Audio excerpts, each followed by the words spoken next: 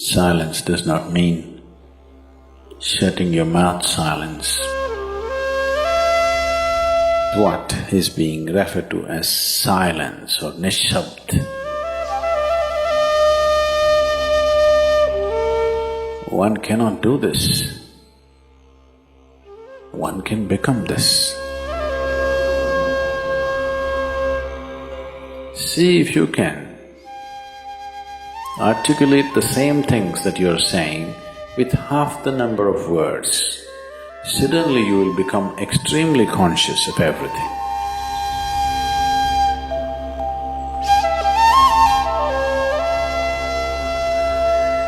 The wind makes its own sound, so does the water.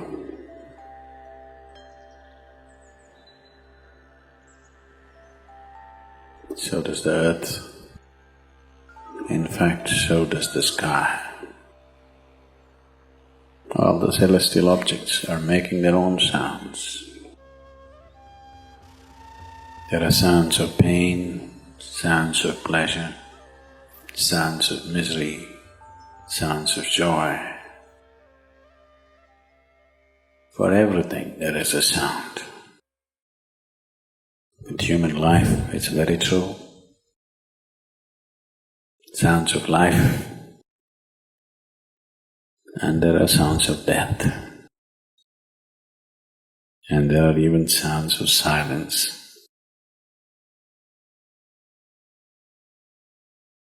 So this complex amalgamation of sounds, different kinds of sounds,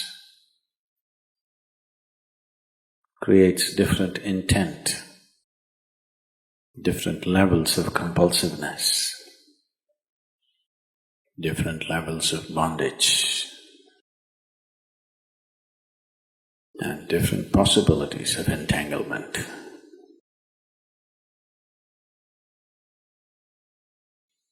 In all this, why one chooses to become silent? Silence is not a way of denying yourself life. It is not even about denying yourself articulation. Silence is about moving from compulsiveness to consciousness. All sounds represent different forms and different dimensions of compulsiveness. When one chooses to become conscious, not be entangled in the compulsive nature of the existence, he naturally chooses to become silent. Silence does not mean shutting your mouth silence, plugging your ears silence. You can sing in silence, you can dance in silence, you can even speak in silence, you can even scream in silence. You don't try.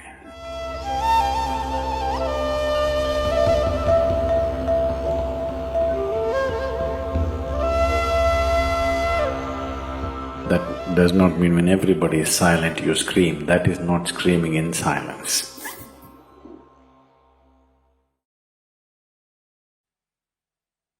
Because sound is of the surface, silence is at the core. It is only the surface which makes the sound. See, now the water is hitting the surface and making the sound. Deep down, there is no sound. That is so with life. On the surface, it is a very complex mesh of sounds, a maze of sounds happening. But at the core, there is no sound. There is no word for no sound in English language. We call it nishabd. That means absence of sound, a total absence of sound. Absence of sound means absence of reverberation. Absence of reverberation means absence of life. Absence of life means absence of creation. Absence of creation means absence of the Creator too. So a space which is beyond creation and Creator, a dimension which is beyond life and death, that is what is being referred to as silence or nishabd.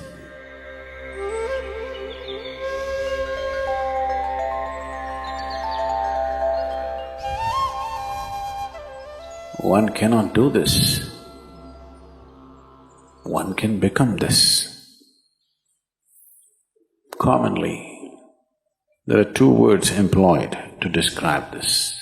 One is man, that means you're practicing silence, you're not silent. You shut your mouth and you're remaining in man. This is not nishabd. Man means you're practicing silence. If you're practicing something, obviously you're not that. Are you life or are you practicing life? I'm asking you. Are you life or are you practicing life? Practicing life? No, your life. Maybe not very well practiced, but your life.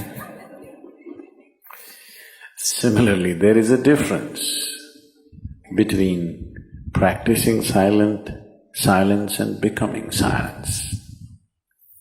Practicing silence starts as a certain restriction, but slowly, as one practices silence, one can possibly become silent. One can become silent in intense activity, but nobody can keep up intense activity forever. Moments of intense activity are only moments, nobody can sustain it. You'll expend yourself. Only if you can achieve it in inactivity, it is sustainable. If something is possible only in intense activity, it is never sustainable. In a very intense and ecstatic moment of singing, somebody may become or taste a moment of silence. But how long can you keep it up? Your throat will tear. And your neighbors may kill you. Possible. So this possibility of coming to silence or becoming silent also means to become still, to become utterly still. Stillness can be achieved in so many ways. If you watch a snake, he's still. If you watch a tiger which is on a hunt, absolutely still, charged but still. These are all different dimensions of stillness practiced for survival. If a snake moves too often, he'll get killed. If a tiger does not know how to be still, he'll never get his food. These are all acts of survival. A human being, for survival, he has to be active. Only when his vision falls upon something which is beyond survival, then he will think of stillness. Then he will understand as he observes himself, as he notices the complexity of one's compulsions. He understands the only way to solve it is to become still. to train this body, to train this mind, to become still.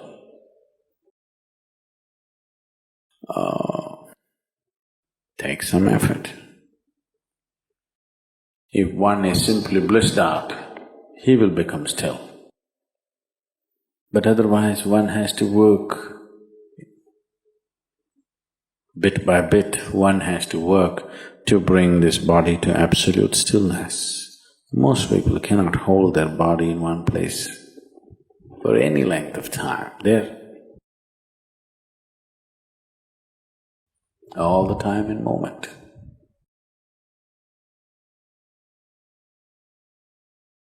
As it is said, a man is ill only because he does not know how to be still.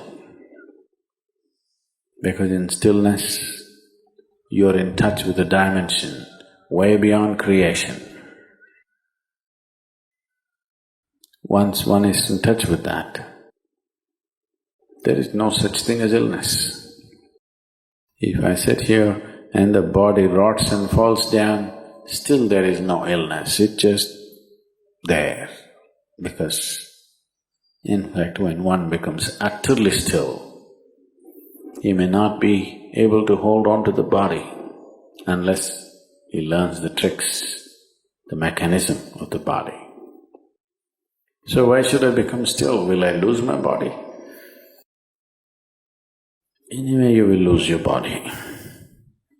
And the time to lose your body comes, if you want to lose it gracefully, then you must know at least a little bit of stillness. If you want to put your body down like you can put this piece of cloth down, with the same ease, with the same gracefulness, then you need to have some stillness in you. Otherwise, you and your body, you have to be torn apart, which is an ugly thing to do. When you're being torn away from your body, it is an ugly and painful thing to do, unless you can keep it down. There's no grace in life. So if one has to attain to that grace, at least a certain amount of stillness has to enter your life. For this to happen, a certain level of silence has to enter your life. If right now it is not coming, at least practicing a little bit of Maum.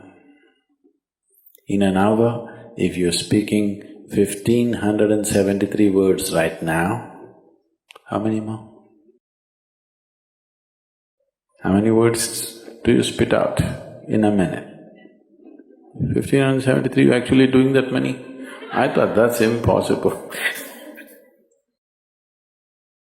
Okay, I believe you.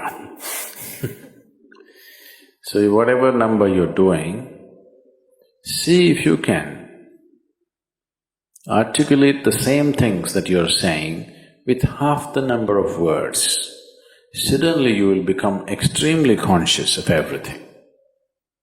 Right now, our oral diarrhea is happening.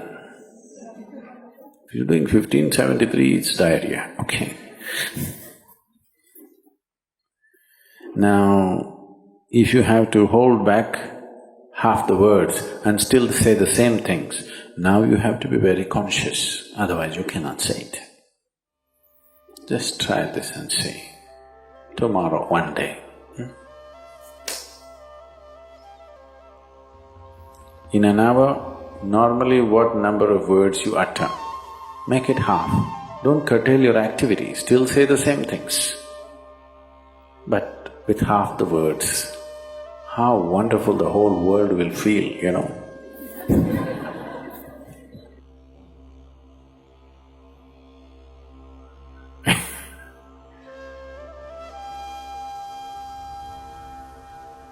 World will be a wonderful place, I'm telling you, tomorrow, if everybody does this.